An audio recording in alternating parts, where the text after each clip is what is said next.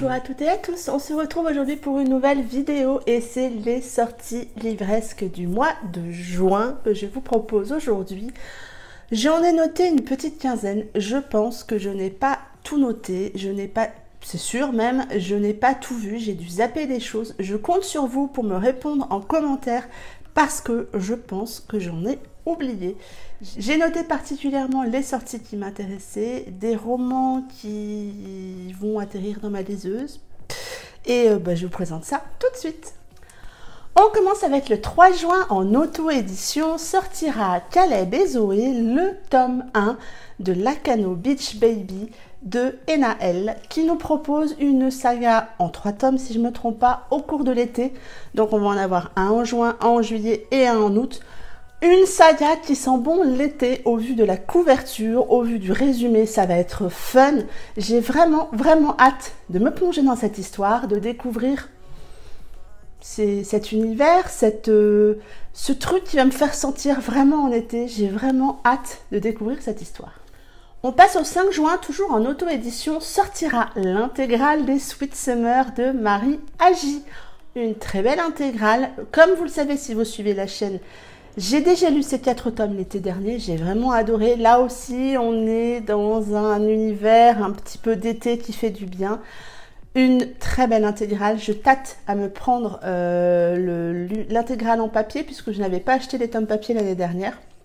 C'est vraiment une saga MM que je vous recommande pour l'été, c'est idéal.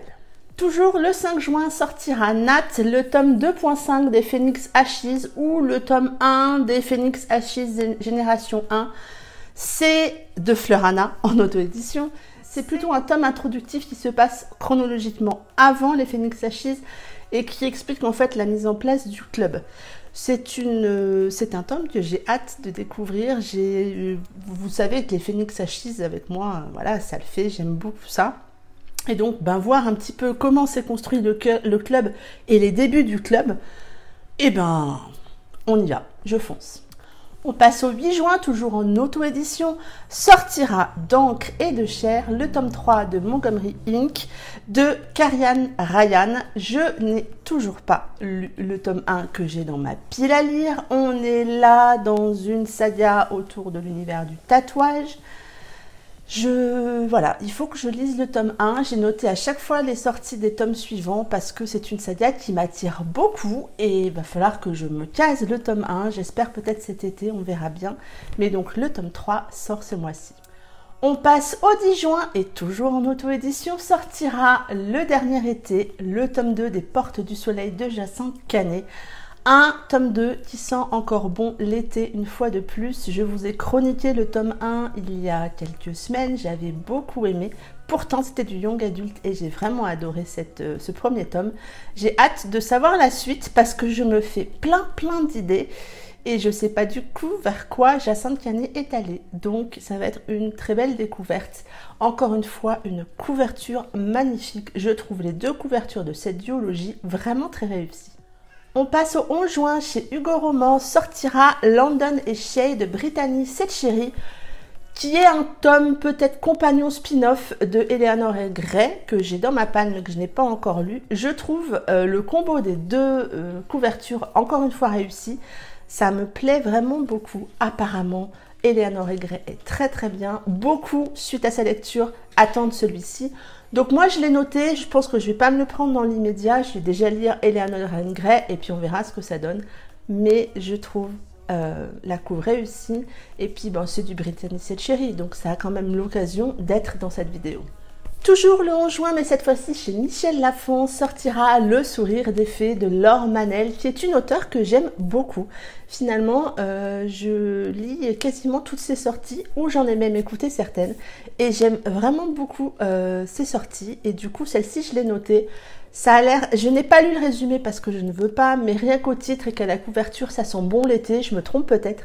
Mais en tout cas, c'est sûr, celui-ci, je vais le lire. J'ai très envie de découvrir ce dernier roman de Laure Manel. On passe au 18 juin, sortira en papier, et c'est pour ça que je vous en parle ici, Too Young de Margot D. Bortoli aux éditions Addictives, qui va être d'ailleurs une de mes lectures du mois de juin. Et je suis contente que ce roman sorte en papier, je voulais vous le dire, parce que je crois qu'il est vraiment attendu par de nombreuses personnes qui ne lisent pas en numérique. Donc c'était l'occasion pour moi de vous en parler ici, et puis ce roman a de très très bons retours. On passe au 24 juin, chez Black Ink Edition sortira le tome 1 de Black Fidelity. Ce tome 1 s'appelle Overdose de Shelby Cali, qui donc réédite sa saga, et cette fois-ci elle l'a complètement retravaillée. Vous l'avez en 2 tomes. Donc là, le 24 juin sortira le premier tome avec une couverture juste explosive, on est bien d'accord. J'adore beaucoup le graphisme autour de la police de caractère utilisée et toutes ces flammes qui sortent. Vous le savez, c'est une saga dans sa première édition que j'avais vraiment adorée. J'ai hâte de voir comment Shelby l'a retravaillée, mais c'est une histoire que je vous encourage à lire, à découvrir, à dévorer, parce que c'est Jet Campbell tout simplement. Toujours le 24 juin, mais cette fois-ci chez Harlequin dans leur collection HTN, sortira Break the Rules de Victoria Arabazic, que je ne connais pas du tout, je ne connais pas sa plume, je ne sais pas si c'est son premier roman, mais par contre le résumé de cette histoire m'a beaucoup interpellée, puisque là on va faire la connaissance d'une jeune infirmière qui va être embauchée dans la prison où son frère est prisonnier. Il avait cherché à venger leur sœur, et rien que ces quelques phrases, ça a vraiment attisé mon intérêt. Je l'ai noté parce que je me laisserais peut-être tenter par ce côté un peu mystérieux. En tout cas, voilà, un résumé tentant, donc moi je l'ai mis dans les sorties à suivre. On passe au 25 juin, chez Hugo Roman sortira So What de Lou Marceau, et celui-ci j'ai vraiment hâte. Cette couverture sent vraiment bon l'été. Si je me trompe pas, c'est un peu un spin-off du roman de Romy. J'espère ne pas me tromper. Lou Marceau, c'est une plume que moi j'aime beaucoup et qui est drôle, fraîche, pétillante, avec beaucoup d'émotions. Et j'espère m'éclater en lisant ce roman.